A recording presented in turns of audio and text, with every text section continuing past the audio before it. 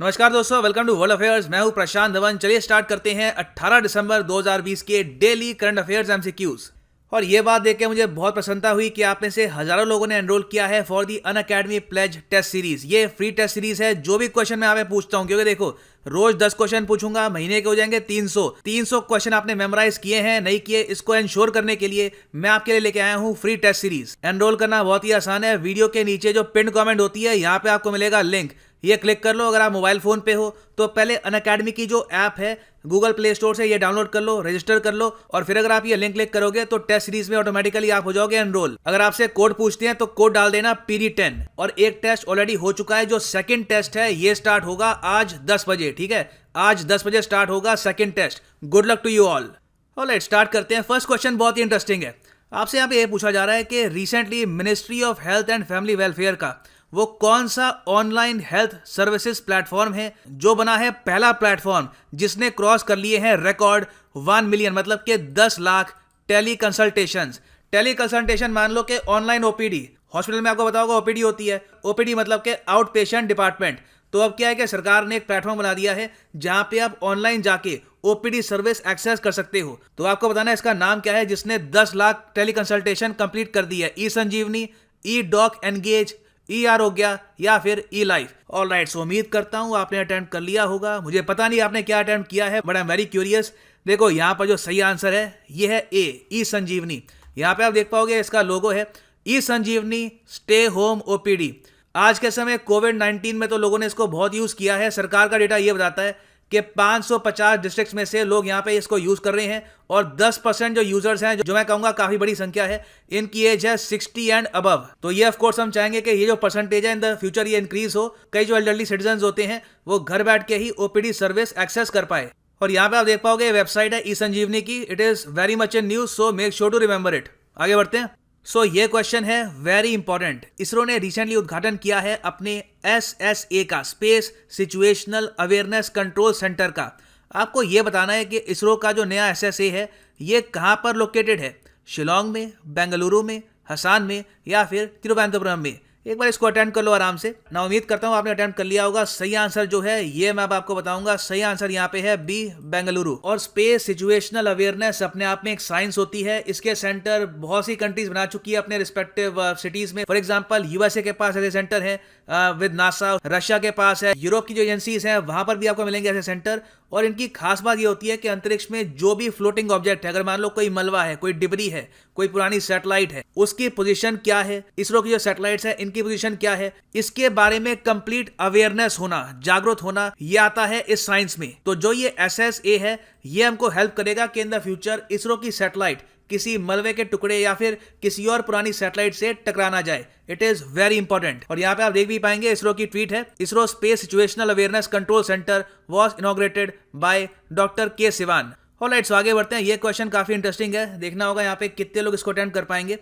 यहाँ पर यह लिखा है कि रिसेंटली कैबिनेट, जिसको चेयर करते हैं हमारे देश के प्रधानमंत्री, इसने रिवाइज किए हैं cost estimate for which of the following region to improve power system project. सरकार ने एक रीजन के लिए पावर सिस्टम्स फंड एलोकेट किए थे कि ये आपका पैसा हो गया, इसका जो पावर सिस्टम है यहाँ पे खर्च लो। मगर सरकार ने अब कहा है कि नहीं, ये पैसा कम था, थोड़ा सा और आप पैसा लीजिए। तो ये आपको बताना है कि ये किस रीजन के लिए किया गया है। और ये आज के समय बहुत ज्यादा न्यूज में है। सरकार बढ़ चढ़ के प्रमोट कर रही है अपने इस निर्णय को। तो आपके यहाँ पर ऑप्शन है, ये किया गया है सदर्न रीजन के लिए, नॉर्थ ईस्टर्न रीजन के लिए, नॉर्दर्न रीजन के लिए, या फिर इंडिया के वेस्टर्न रीजन के लिए। और राइट, यहाँ पे जो सही आंसर है, वैसे इसका जो आंसर है काफी हद तक इजी है। Correct answer is B, north eastern region. सरकार ने north eastern region power system improvement के लिए 6,700 करोड़ रुपए एलोकेट कर दिए हैं। और इससे इन स्टेट्स को फायदा होगा। प्राइमरली ये 6 जो स्टेट्स हैं, आसाम, मणिपुर, मेघालय, मिजोरम, नागालैंड और त्रिपुरा। अब यहाँ पे आप पूछेंगे वेट, तो अरुणाचल प्रदेश रह गया यहाँ पर। देखो इशू यहाँ पर यह है, ज़्यादातर जो ये काम होता है ये होता है वर्ल्ड बैंक के फंड से।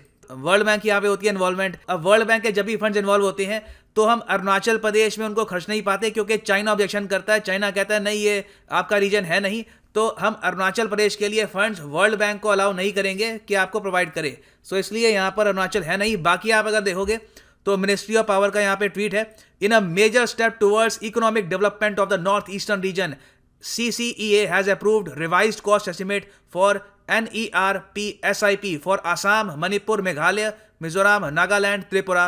और इस बात को रिपीट किया है पीयूष गोयल साहब ने भी। So it is very much in news, make sure to remember this. आगे बढ़ते हैं। नेक्स्ट क्वेश्चन में आपसे पूछा जा रहा है कि इंटरनेशनल माइग्रेंट डे हर साल हम किस डेट को ऑब्जर्व करते हैं? अंतरराष्ट्रीय प्रवासी दिवस। वेरी इंपॉर्टेंट क्वेश्चन, अटेम्प्ट कर लो इसको आराम से।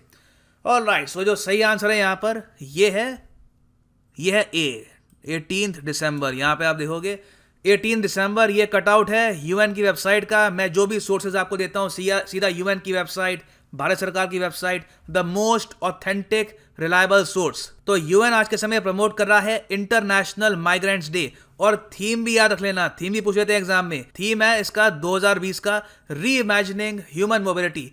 कोविड-19 की वजह से आपको पता है कि ह्यूमन मोबिलिटी को बहुत ज़्यादा झटका लगा है, लोगों ने ट्रैवलिंग बहुत कम कर दी है, लोग डरे हुए हैं। तो ऐसे टाइम में migrants day becomes very special, make sure to remember this. Alright, so एक और वेरी इंपॉर्टेंट क्वेश्चन। सवाल आपसे यह पूछ रहे हैं कि हाल ही में किस देश के प्रधानमंत्री को मिला है champions of the earth leadership award from UNEP? Maldives, Japan, Austria या फिर फिजी? एक बार इसको आराम से अटेंड कर लो। यहां पर जो सही आंसर है ये मैं आपको बता रहा हूं, सही आंसर है डी, फिजी। और यह अवार्ड दिया है UNEP ने। UNEP मतलब यूनाइटेड नेशंस एनवायरनमेंट प्रोग्राम। और यह अवार्ड बाय द वे देते हैं ये बहुत सी कैटेगरीज में। एक होता है life time achievement award, inspiration action award, science and innovation award, और इन सब में से सबसे फेमस कैटेगरी है पॉलिसी लीडरशिप अवार्ड, जहां पर ये किसी इंटरनेशनल लीडर को देते हैं champion of the earth award. और इस बार 2020 में यह अवार्ड मिला है प्राइम मिनिस्टर फ्रैंक को ऑफ फिजी। और आप अगर कुछ साल पहले जाएं तो आपको याद आएगा कि 2018 में यह अवार्ड मिला था फ्रांस के प्रेसिडेंट और इंडिया के प्राइम मिनिस्टर को। यहाँ पे आप देख पाएंगे इन्होंने जॉइंटली शेयर किया था champions of the earth award. फिर 2019 में यह अवार्ड मिला कोस्टा रिका को, और अब यहाँ पे फिजी के प्रधानमंत्री को मिला है 2020 में। फिजी की कैपिटल है सुवा, करेंसी ये लोग यूज करते हैं फिजियन डॉलर। और UNEP जिसने अवार्ड दिया है इसके हेडक्वार्टर्स कहाँ पे हैं? सरप्राइजिंगली बता रहा हूँ 90% लोग लिख के आएंगे न्यूयॉर्क, जेनेवा। इसके हेडक्वार्टर्स आपको मिलेंगे नायरोबी, जो राजधानी है केनिया की। और फिजी है कहाँ पे, ये आपको मैप पे भी दिखा देता हूँ। तो यहाँ पे देखेंगे आप, ये एशिया का मैप और ये है हमारा प्यारा भारत। और यहाँ से आप अगर देखें तो साउथ पैसिफिक ओशन में यहाँ पे आपको मिलेगा फिजी। लोग समझते हैं फिजी इंडिया के काफी करीब है क्योंकि यहाँ पे काफी इंडियंस मिलेंगे आपको, इंडियन ओरिजिन के लोग यहाँ पे आपको काफी मिलेंगे और हिंदी भी ये काफी बोलते हैं। बट ये एक्चुअली इंडिया से काफी दूर है। और यहाँ पे आप देख पाएंगे this is Fiji. Moving on, easy question है, हालांकि पता हो सब इजी होता है, ना पता हो सब मुश्किल होता है, मगर सीधा डायरेक्ट क्वेश्चन है। आपको यहाँ पर यह बताना है कि 47th G7 समिट कौन सा देश होस्ट करेगा? USA, UK, फ्रांस या फिर जर्मनी? आजकल बहुत न्यूज़ में है। वीडियो पॉज करके इसको एक बार अटेंड कर लो। यहाँ पर जो सही आंसर है अब मैं आपको बताऊंगा। सही आंसर यहाँ पर है दी यूनाइटेड किंगडम। यहाँ पे आप अगर देखें 46 समिट होस्ट किया था US ने, ऑल्दो प्रॉपरली होस्ट कर नहीं पाए बिकॉज ऑफ कोविड-19। तो 46 तो था US का। 47 जो होगा 2021 में, ठीक है, 2021 में जो G7 समिट होगा ये होगा इन UK। 48 जो है 2022 में ये होगा जर्मनी में, 23वां होगा जापान में और 24वां होगा इटली में।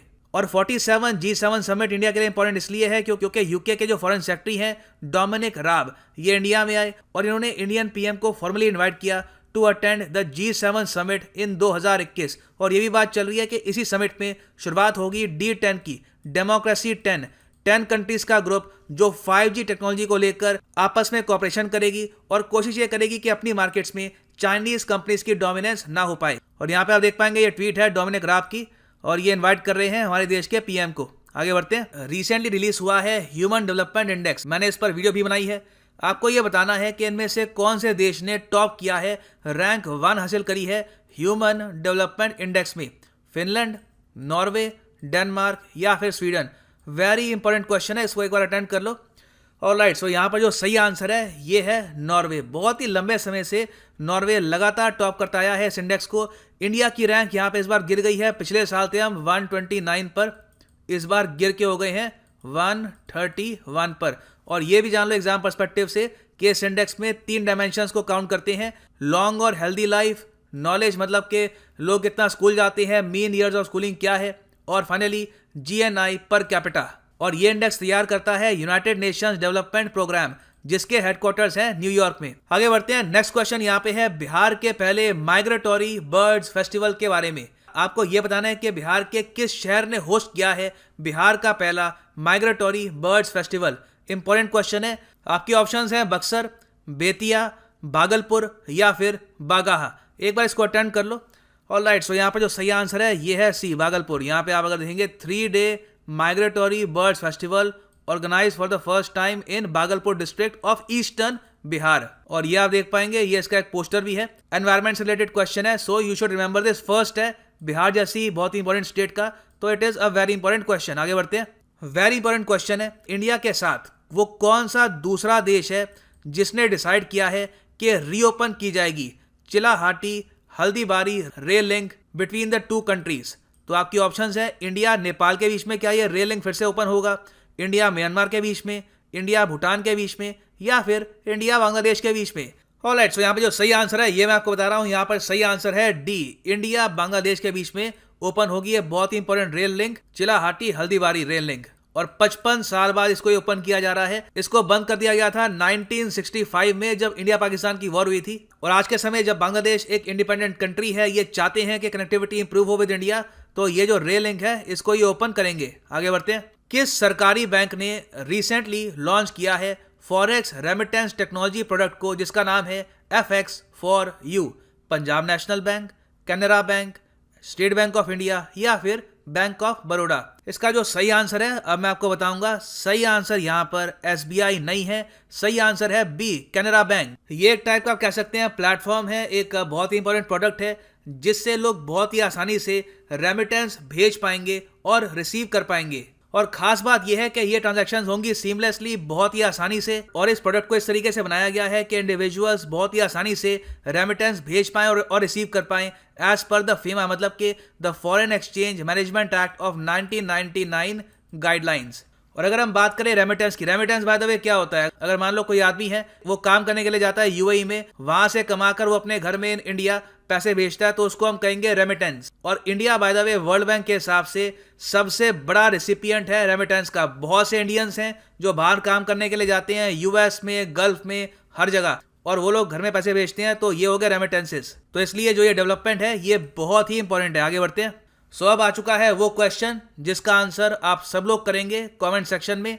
और हमेशा की तरह मैं आप सबको कहूँगा कि जो सही आंसर दे उसका जो कमेंट है दिल खोल के लाइक करिएगा, खुद भी इसका आंसर करिएगा, ताकि अगर कोई व्यक्ति हो जिसको गूगल यूज करना ना आता हो उसको भी आंसर आराम से मिल जाए कमेंट सेक्शन में। क्वेश्चन आपके सामने ये है कि who among the following is the first Indian to win Pulitzer prize. Pulitzer prize आपको पता होगा मिलता है बुक राइटिंग के लिए, फिक्शनल, नॉन फिक्शनल, उसके अलावा जर्नलिज्म के लिए भी ये अवार्ड मिलता है। तो आपको ये बताना है कि इस लिस्ट में से वो पहला इंडियन कौन था जिसको मिला था पुलिट्जर प्राइज। और ये क्वेश्चन रिसेंटली आया था CDS 2019 के एग्जाम में। It is an important question. So इसी के साथ ये है इस वीडियो का अंत। अगर आपको वीडियो पसंद आई हो, आप चाहते हैं कि और लोग इस सीरीज को ज्वाइन करें, तो वीडियो को लाइक करना मत भूलिएगा and share the video wherever you can. Thank you for listening. God bless you all.